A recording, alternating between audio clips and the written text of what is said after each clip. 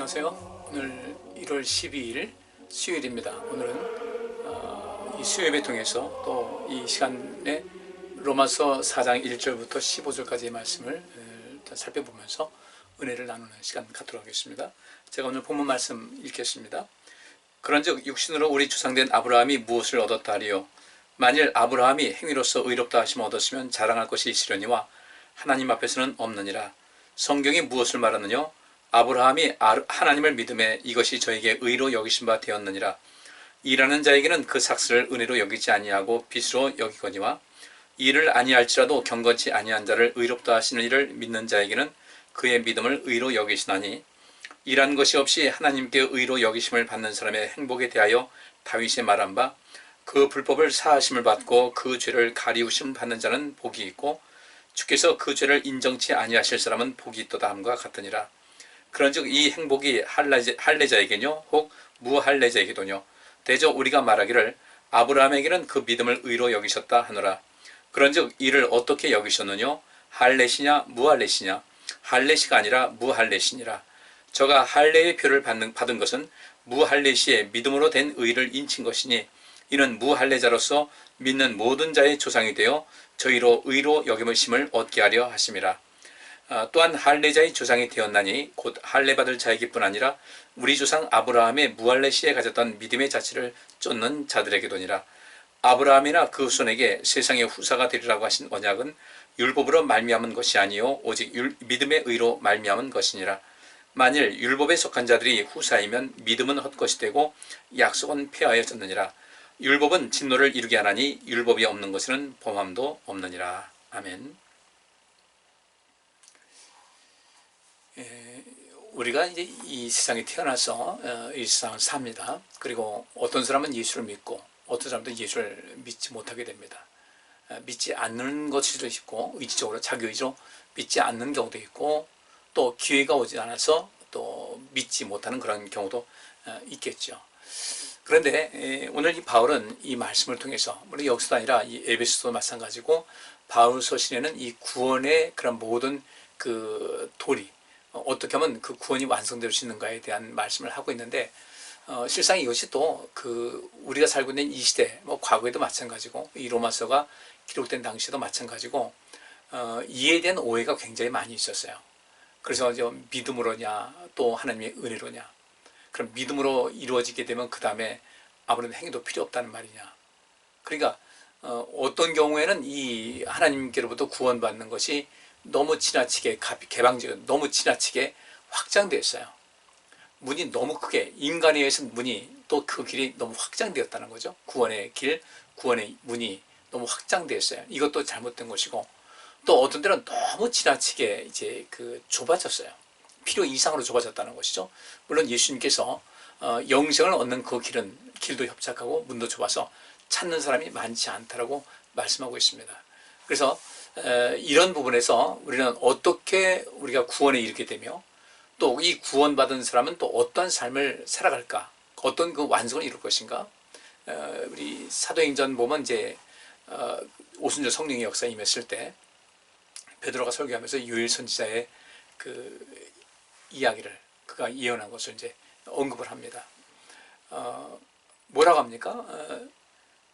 이 요엘 선지자가 앞으로 그 성령이 임했을 때에 대해서 이야기를 합니다. 그래서 성령이 임하시면은, 예수님께서는 너희에게 성령이 임하시면 능력이 임해서 예루살렘과 온 유대와 사마리아와 땅 끝까지 이르러 내 증인 될 것이라고 말씀하셨어요. 근데 요엘 선지자는 뭐라고 했냐면, 너희 자녀들은 예언할 것이요, 너희 젊은 사람들은 환상을 볼 것이다. 그 비전을 품게 될 것이다. 그리고 너희 노인들은 꿈을 꿀 것이다. 이렇게 이야기를 했어요. 이것은 예수님께서 그 나무의 좋고 안 좋고의 모든 것을 보려면 열매를 보면 안다고 한 거죠. 그렇게 바꿔 말하면요, 우리가 성령을 받았다 한다면, 내게 성령이 임했다 이거예요. 그러면 성령이 임했을 때 나타나는 것이 여러 가지가 있습니다. 그 중에 대표적인 것이 뭐냐면, 너희 자녀들은 예언할 것이고, 너희 젊은이들은 한참 그 활동이 이렇게 왕성하게 생활을 그 시기 사람들은 환상을 볼 것이다. 비전을 품을 것이라는 거예요. 이 환상이라는 것은 그 환상이 뭐 이렇게 눈 감고 있다 어떤 것이 보이고 이런 것이 아니라 비전을 품을 것이다. 성령께서 그에게 준 그에게 임하심을 통하여 미래를 향한 어떤 대단한 비전, 어떤 그 미래에 어떤 계획도 그렇고 내가 이 모든 것을 이룰 수 있다는 어떤 확신 속에서 그 길을 향해서 힘차게 달려나갈 수 있는, 그 눈에 보이는 것만 가지고 하는 것이 아니라 눈에 보이지 않지만은 눈에 보이지 않는 그 미래를 향해서도 어떤 새로운 설계도를 꾸밀 수가 있고 그에 대한 희망을 가질 수가 있게 되고 용기도 갖게 돼서 하나님께서 원하시는 어떤 큰 목표를 구상하고 머릿속에 그리고 또 인생을 이렇게 힘있게 살아가서 그 열매를 맺을 것이라는 거예요. 또 역시 이 노인들, 이제 가장 앞선 그 세대들이죠. 연령적으로 봐서 그들은 꿈을 꿀 것이다. 그 꿈이라는 것이 뭐 단순하게 뭐 우리가 일반적으로 밤에 잘 때 그런 꿈, 뭐 그 꿈도 다 의미가 있는 거예요. 우리에게 치료의 역사가 있고 우리 정신 건강을 아주 아주 온전하게 하는 그런 능력이, 그 힘이 있습니다. 근데 그 노인들도 이제 내 인생 포기한다, 이제 다 끝났다, 이런 것이 아니라, 그래서 그렇게 인생 이제 다 살았는데 뭐 아니 난 뭐 주일날만 기다리는데, 그렇게 살면은 의미가 없는 거죠. 내가 사는 동안에도 항상 그 꿈이라는 것을 버리지 않는다는 거죠. 그러니까 예언한다, 또 환상을 본다, 그 비전을 품는다, 꿈을 꾼다는 것은 항상 미래지향적이라는 거예요. 이게 성령 받은 사람들에게는 그와 같은 어떤 징조가 나타나게 된다는 것이죠. 따라서 우리가 내가 성령 받았는가 안 받았는가, 주의 성령이 내게 임하셔서 내게 임한 성령의 인도하심을 따라 내가 살고 있는지 아닌지를 알게 되려면 나는 그 삶을 미래지향적인 삶을 사는 것이냐 그렇지 않은 것을 알 수가 있어야 돼요. 우리 점검할 수 있겠죠. 이거 쉽게 점검할 수 있어요. 여러분 자신을 보면은 주님께서 내게 분명히 임하셨는데 나는 성령의 인도하심을 따라 살고 있느냐 그렇지 않느냐를 보게 되면 내 지금 현재 삶의 양식을 살펴보면 되는 거예요. 그리고 나서 내가 성령 분명히 임했기 때문에 우리가 증생을 했겠죠. 근데 내가 성령 충만한 사람이냐 아니냐는 것은 이것을 통해서, 지금 말씀드린 것을 통해서 알 수가 있어요. 좋은 나무는 좋은 열매 맺고 나쁜 나무는 나쁜 열매 맺는 거예요. 내가 아직까지 어떤 그 어린 시절에는 내가 현재 그 처한 상황에서 너희 자녀들은 예언할 것이다, 너희 한참 힘있게 인생 살아가는 그 시기에는 또 어떤 비전을 품을 것이다, 또 너희 이 세대에서 가장 앞선 세대들은 여전히 꿈을 잃지 않고 미래를 향한 꿈을 꾸며 살 것이다. 우리 쉽게 정보할 수 있잖아요. 난 지금 어떻게 살고 있는가를 알 수가 있겠죠. 그러니까 성령 충만한 사람은 성령의 인도하심을 따라 사는 사람이 성령 충만한 거예요. 성령 충만하다고 해서 어떤 뭐 힘이 불끈불끈 나고 이런 것이 아니라, 성령 충만한 사람은 성령의 인도하심을 따라 살아가는 사람들이에요. 오늘 이제 아브라함에 대해서 이야기가 나오지 않습니까? 아브라함을 예를 들면서 구원의 그 서정, 구원이 어떻게 이루어지고 또 그 구원받은 사람은 어떤 삶을 사는가에 대해서 여기 사실 숨겨진 이야기 포함해가지고 상당히 많은 이야기가 이렇게 나와 있거든요. 우리는 한번 이것을 살펴보시자고요. 그러면서 나는 정말 구원받은 자로서의 그 삶을 제대로 살아가고 있는가를 좀 가만히 보셔야 돼요. 행위로냐 아니다 이거죠. 근데 분명히 또 야고보서에 있는 말씀은 뭐라고 하고 있습니까? 너희가 행함이 없는 믿음은, 내가 믿음이 있노라고 하면서 행함이 없다면 그것은 죽은 믿음이라는 거예요. 또 여기 있는 말씀 보니까 우리가 구원을 어떻게 받는가? 이건 첫째 하나님의 은혜죠. 하나님께서 우리를 구원하시고자, 우리가 죄인이지만 죄인을 구원하시고자 하는 하나님의 어떤 의지와 그 어떤 그 액션, 어떤 그 성취하며 이루지 않았으면요, 우리는 구원받을 수가 없는 거예요. 예수님께서 말씀하셨죠. 나는 죄인을 불러 회개케 하기 위해서 온 것이다. 건강한 사람에게는 의사가 필요 없다는 거예요. 마찬가지로 이 세상의 의인에게는 뭐가 필요했겠어요? 나는 병든 자에게 의사가 필요하듯이 나는 죄인들을 불러 회개케 해서 하나님의 자녀로서의 삶을 살게 하는 것이 그런 목적 가지고 이 세상에 왔다고 말씀하셨잖아요. 그러면 바로 그 가운데서 우리가 믿음으로 구원받는다 이거예요. 근데 그 믿음은 어떤 믿음인가? 행함이 뒤따라야 된다는 거예요. 그러니까 이제 이 구원을 함에 있어서 우리가 은혜로 받는 것이냐 행위로 받는 것이냐, 은혜도 필요하고 행위도 필요한데 은혜가 우선이라는 거죠. 그리고 그 행위는 어떻게 해요? 구원받은 사람으로서의 삶을, 그 사람들이 구원받은 사람이 마땅히 살아가야 될 그 삶의 양식이 있는데 그 양식을 취할 수 있어야 되겠다. 첫째는 하나님의 은혜가 우리에게 임하죠. 우리를 구원하시고자 하는 하나님의 뜻이, 사랑이 우리에게 있어요. 그것이 하나님의 절대적인 은혜입니다. 우리가 인간의 어떤 행위, 내가 선한 일을 많이 행하고 착한 일을 하고 우리가 율법에 기록된 대로 다 그것을 완성시켜서 구원받은 것이 아니라는 거죠. 우리 인간이 아무리 많은 선을 행하고 온전한 삶을 산다 할지라도 우리에게는요, 악의 근본이 있어요. 우리 사람 누구나 그렇습니다. 그런데 그 악의 근본이 있는데 그 악이 때때로 우리를 걸려 넘어뜨리게 한다는 거예요. 그러니까 우리가 어떤 행위를 통해서, 어떤 행함을 통해서 우리가 구원받는다는 그런 모든 것은 있을 수가 없다는 것을 우리가 아셔야 돼요. 그러면 그런 점에서 우리가 어떻게 할 것인가? 하나님의 은혜로 말미암아 우리가 구원받는데 그 은혜가 무엇인가? 하나님께서 우리를 은혜로 우리 부르십니다. 우리를 부르셔요. 죄인된 우리를 부르셨어요. 그때 그 하나님의 그 부르심에 합당하게 나간다는 거죠. 그렇죠? 우리는 하나님의 부르심에 응답해서 나왔어요. 우리가 암만 전도를 해도요, 이 시대는 어때요? 교회에 대해서 아주 굉장히 부정적인 그런 그 마음들을 갖고 있어요. 정부도 지금 그런 좀 좋지 않은 일을 행했어요. 이 종교를 정치적으로 대한 거예요. 이 종교는 이것이 그 어떤 경우에도 이 나라에 굉장히 유익되게 하는 그런 그 집단입니다. 그런데 특히 이 기독교가 상당히 그 자기들의 껄끄러운 존재라서 그랬는지 모르지만 이 교회에 대해서 아주 이 코로나를 전파시키는 아주 그 주된 주범으로 낙인을 찍어버렸어요. 그러더니 이것에 대한 모르는 사람들은 그렇게 이제 인정을 하는 거죠. 그래서 전도해도 먹히지 않습니다. 그러나 이런 가운데서도 하나님을 찾는 사람이 있다는 것이죠. 교회에 대해서 이렇게 나쁘게 소문을 내고 또 이 교회에 대해서 부정적인 그 인식을 심어주는 그 건전치 못한 그 정치인들이 있어가지고 이런 모양이 있다 할지라도 이 가운데서도 하나님을 찾는 사람이 있고 우리 역시 마찬가지로 하나님을 향한 믿음으로 나오고 있다는 거예요. 그러면 하나님의 그 부르심이 있었고 그 부르심에 우리가 응답을 하는 거예요. 응답을 하는 겁니다. 분명히 믿는 사람보다는 믿지 않는 사람들이 훨씬 많은 것이 사실이에요. 근데 그 가운데서도 믿는 사람이 있다는 거죠. 믿도록 또 그 하나님께서 계속 역사하시는 어떤 것이 있어서 지금 이런 상황 속에서 기독교를 아무리 이렇게 좋지 않게 평가를 하고 나쁜 집단으로 이렇게 몰아간다 할지라도 건전한 생각 가진 사람은 그것이 잘못됐다는 것을 안다고요. 무슨 분명히 무슨 좋지 않은 의도가 있다는 것을 알게 되는 거죠. 그래서 우리는 계속해서 우리가 복음을 증거해야 될 이유가 거기 있는 것이거든요. 그러면 우리 하나님의 은혜가 우리에게 임합니다. 우리가 죄인인데 어쨌든 우리를 살리시고자 우리 자녀를 키우다 보면 자녀들이 때때로 부모님 마음이 아프게 한 때 있잖아요. 부모님 마음을 아프게 하고 속상하게 하고 아이고 내가 정말 그 세상 살아가면서 무자식이 상판자라더니 그 말이 빈말은 아니구나 이런 생각이 들 때도 있지만 여전히 내 자식에 대해서는 어때요? 끊임없이 뭔가 베푸는 거예요. 우리가 하나님 앞에 지독히도 이기적인 삶을 살아가고 있지 않습니까? 우리 그 부인할 수 있어요? 하나님께 지극히 이기적인 삶을 살아가고 있잖아요. 대부분의 자녀들은요, 부모님에 대해서 아주 굉장히 이기적인 마음을 갖고 있습니다. 태어날 때부터 부모님의 보살핌 속에 살다 보니까 평생을 부모님은 그렇게 하는 분이라고 생각을 해요.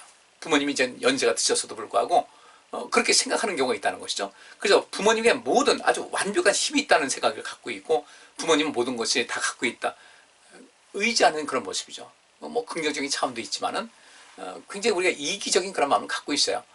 그러다 보니까 하나님께서 우리에게 은혜를 베푸셔서 우리를 부르셨을 때 우리가 응답해서 나갑니다. 나갈 때 어떻게 나가는가? 우리를 한번 보세요. 우리가 처음 예수 믿을 때 어떻게 예수를 믿게 됐는가를 한번 가만히 보시자고요. 아브라함을 부르실 때 오늘 본문 말씀은 그런 말씀이 나와 있어요.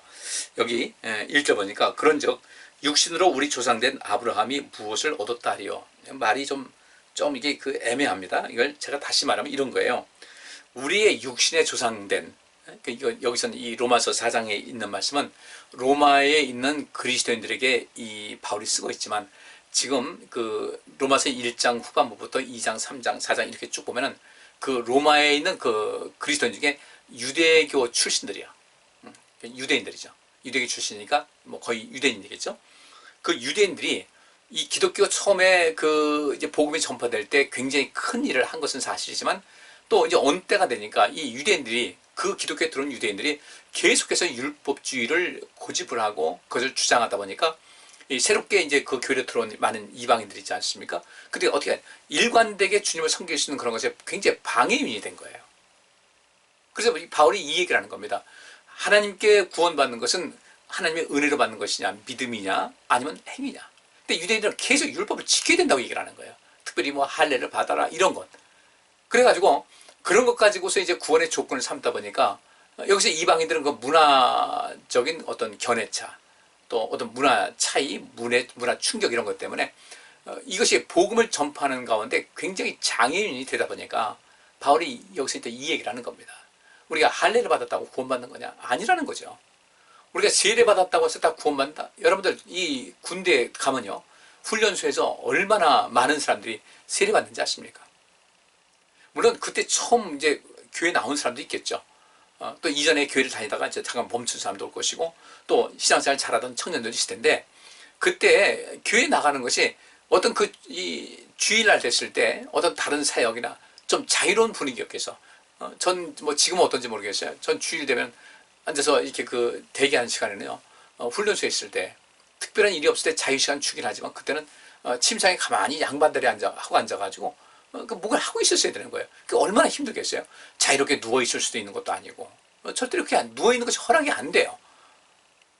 이제 자대 배치되니까 좀 나아지기는 하는데 이런 데가 있으니까 그 생활이 억압받고 하니까 이제 교회라도 나가가지고 그 초코파이도 주고 또 거기서 자유롭고 뭐 또 이렇게 찬송할 때도 힘차게 뭐 그들이 찬송인지 노래인지 그걸 구분하지 못하면서 할 수 있는 그런 것이다 보니까 나와서 세례를 받긴 하는데, 그럼 그 세례 받았다고 해서 구원받는다? 이 세상에는 뭐 구원받은 사람 천지가 되는 거죠. 그건 아니라는 거예요.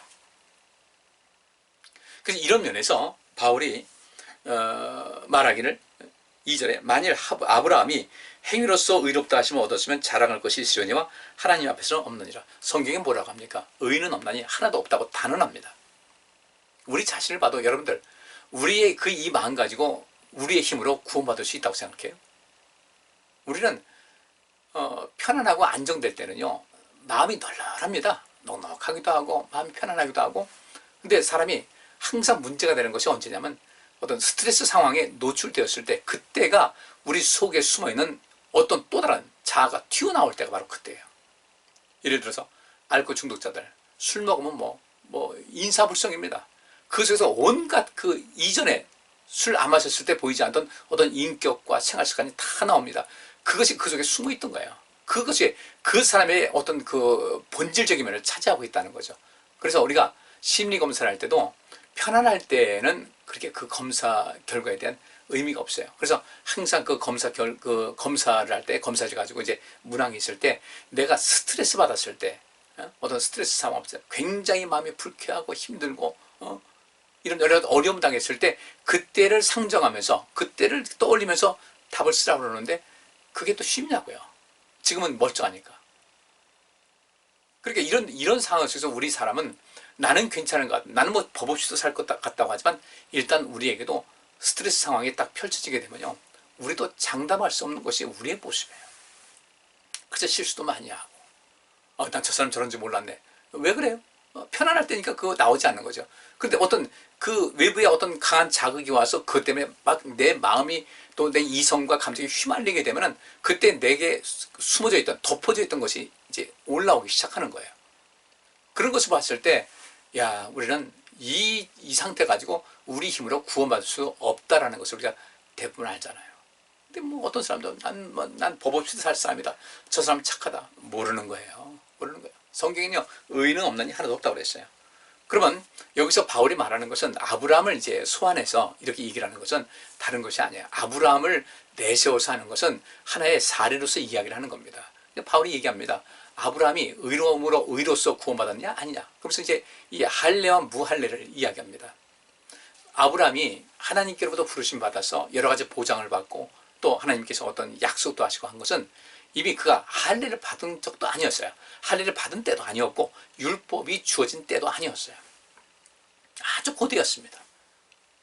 그런데 하나님께서는 그에게 나타나셨어요. 그리고 그 당시에는 적어도 세상을 창조하신 지가 얼마나 됐는지 우리가 알 수가 없어요. 성경 역사 보면 이렇게 꽤 긴 상황 그렇지만 어쨌든 그 사회 문화가 지금 같지는 않다 보니까 그 하나님에 대한 어떤 지식이라든지 이런 입에서 입으로 전해지는 여호와 하나님에 대한 신앙 같은 건 알려졌겠죠. 그때 하나님께서 아브라함을 부르셨고 아브라함은 그때 그 부르심에 응답해서 그 말씀에 순종을 했어요. 아브라함 역시 인간적으로 하자가 있는 사람이에요. 그런데 일단은 하나님을 믿는다는 것은 그분을 신뢰한 것이었어요. 그래서 그분을 신뢰한다고 할 때는 무엇이 뒤따르는가? 그분 말씀에 순종하는 것이 뒤따릅니다. 내가 믿음이 있다고 하는데 하나님 말씀에 순종하지 않으면 그건 하나님을 신뢰하지 않는 거예요. 왜 우리가 하나님 말씀에 순종합니까? 하나님 믿기 때문에 순종하지, 하나님 믿지 못하는데 어떻게 순종하겠어요? 그런데 아브라함은 하나님을 신뢰했어요. 신뢰했고 또 어떻게든 하나님 말씀대로 살려고 무지하게 애를 썼던 사람이었어요. 그리고 거기 그에게 내 아들 이삭을 제물로 바치라 했을 때 그마저도 순종을 했고, 항상 하나님께서는 그 순종하는 아브라함을 기뻐 받으셨거든요. 그러면 일단은 그 아브라함이 왜 그렇게 순종했을까? 하나님의 그 존재에 대해서 분명한 확신이 있었겠죠. 이분은 세상을 창조하신 분이다. 그럼 계속해서 그 당시에는 하나님에 대한 지식이 계속해서 전해져 내려왔을 거란 말이죠. 글로서 된 것은 아니었어도 계속 입에서 입으로 전해되는 그 이야기가 있었고, 그런 데서 어떤 사람은 또 거기서 벗어나서 하나님 말씀대로 살지 못하고, 아니 오죽하면 하나님께서 그 아담과 하와의 첫 번째, 그리고 이 세상 창조되도 2대째 되는 그 가인과 아벨 사이 그 형제 간에 이 살인사건이 일어났겠습니까? 분명히 하나님께서는 가인에게 경고를 하셨거든요. 너 조심해라. 너 그러다 네 동생 죽일라. 그랬는데 가인은 그 말씀을 무시했어요. 그렇게 우리 인간은 그런 존재라는 겁니다. 그럼에도 불구하고 아브라함 같이 하나님 말씀에 순종하고 사는 사람들이 있더라는 거예요. 우린 그런 사람들이 돼야 되고요. 여기서 우리 하나님께서 이 구원의 서정, 이 순서를 가만히 보게 되면요, 일단 하나님의 은혜가 임합니다. 세상을 구원하시고자. 그래서 하나님께서 부르십니다. 우리를 이 모양 저 모양으로 부르십니다. 아브라함을 이렇게 부르신 것 같이 그렇게도 부르시고, 어떤 다른 사람을 통해서 부르시고, 또 어떤 어떤 삶의 환경에 어떤 어려움 속에서 우리를 부르시기도 하고, 다양하게 부르실 때 우리가 응답해서 나갔어요. 이때 그분에 대한 말씀 들으니까 그분을 신뢰하고 싶은 거예요.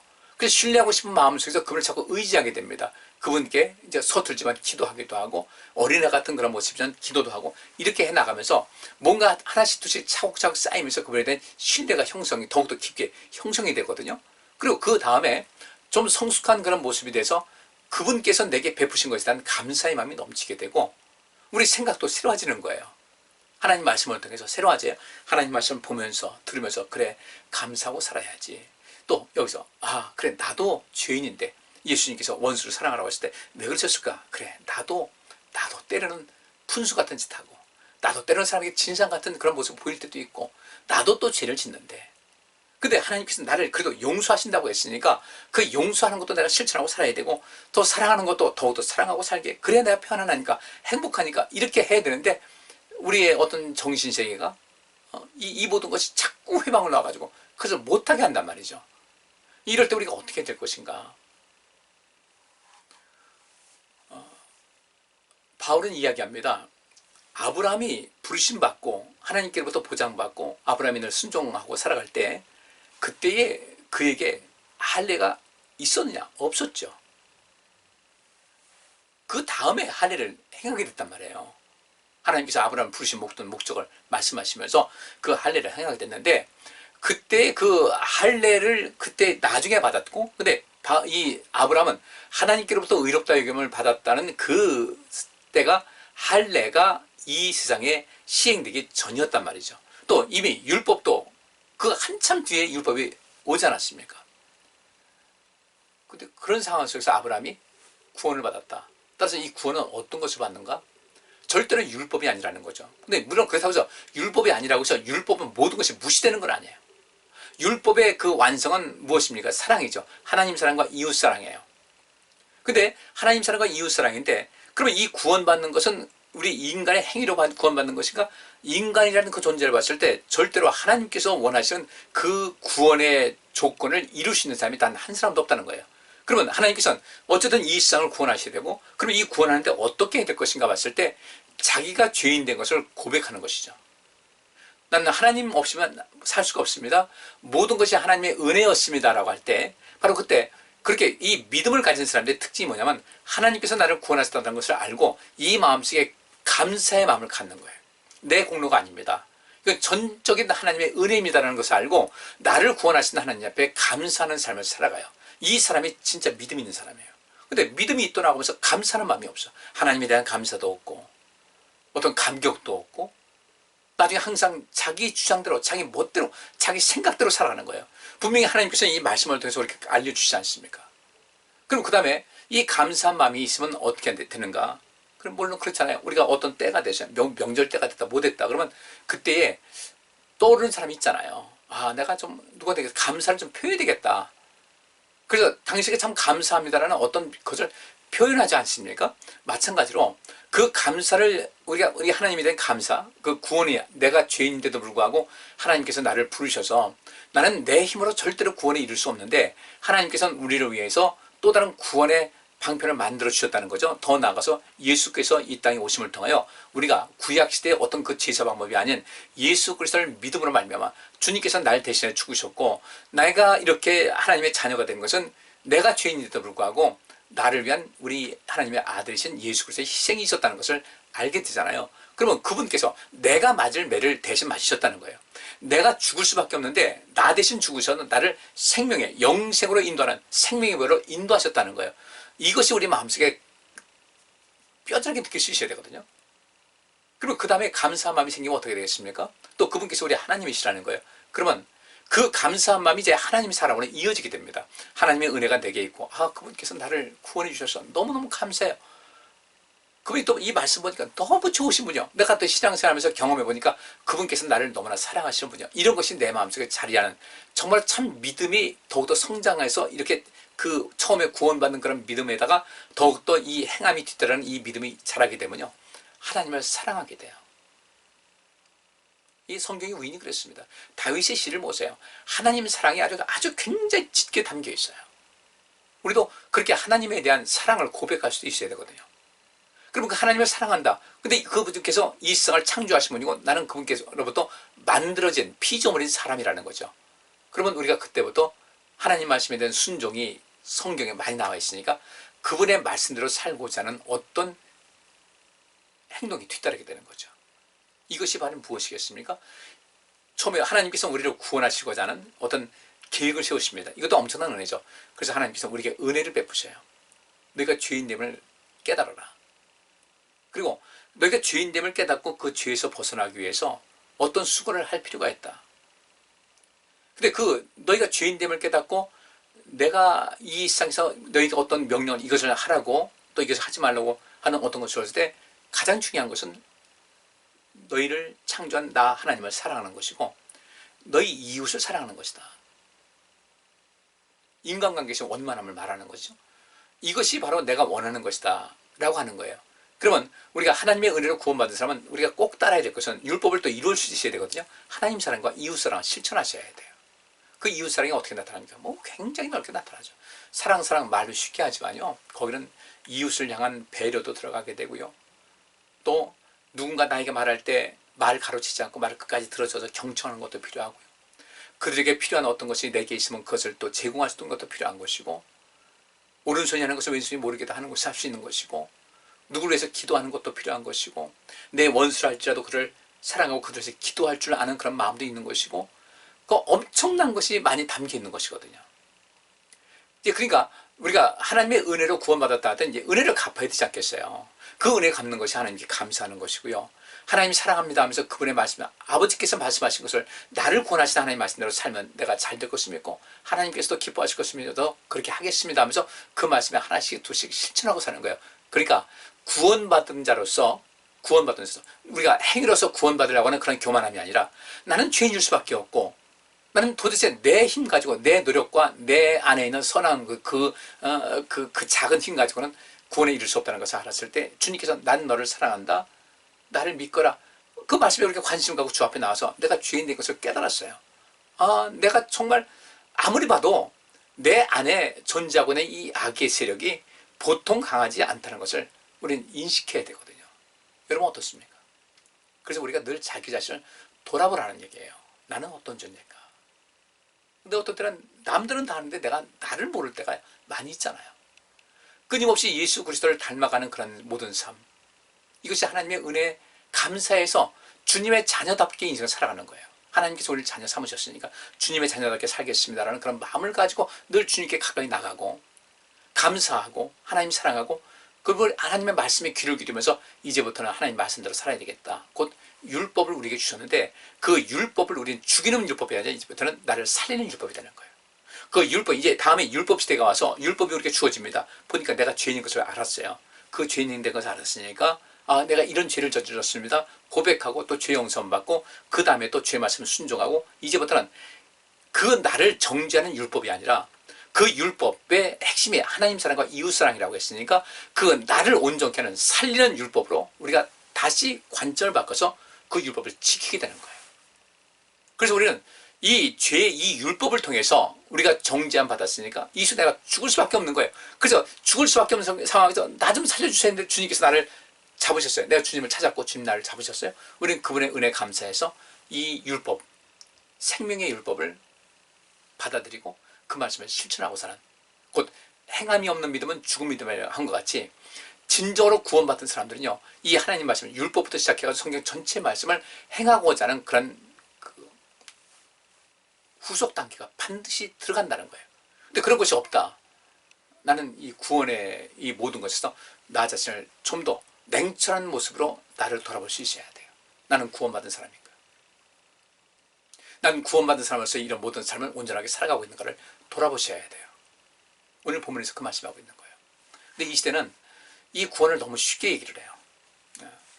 은혜로 구원받는다고 하니까, 믿음으로 구원받는다니까 행위는 아주 완전히 제쳐버리는 거예요. 우리가 어떤 짓을 해도 다 구원받을 것이다. 그래서 구원파가 나왔어요. 구원파가 다른 건 아니에요. 우리가 하나님의 은혜로 구원받았는데, 그래서 그들이 주장하는 건 뭡니까? 당신 언제 구원받았는지 아십니까? 모른다고 하면 당신 구원 못 받았다는 거예요.